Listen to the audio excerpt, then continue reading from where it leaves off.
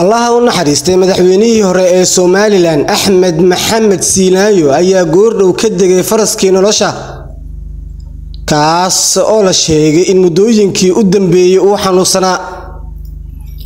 Siilaayo ayaa ahaa siyaasi si weyn looga dhaxgarinayay guud ahaan mujtamaca Soomaaliyeed, waxa uuna xilal kala duwan uu ka soo qabtay dowladii hore ee dalka ka jirtay, isaga oo soo noqday mar madaxweynaha Somaliland.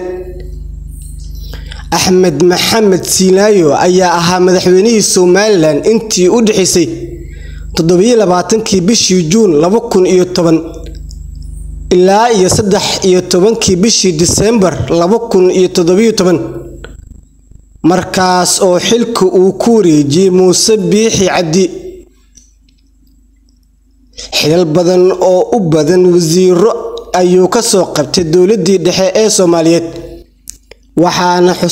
waxaana xusid mudan in sidoo kale uu ahaa ama uu xilal kala duwan uu ka soo qabtay xukuumadii Somaliland intii uu madaxweynaha ka ahaa Daahir Riyaale Kaahin. marxuumka ayaa muddooyinkii u dambeeyay la sheegay inuu xanuunsanaa,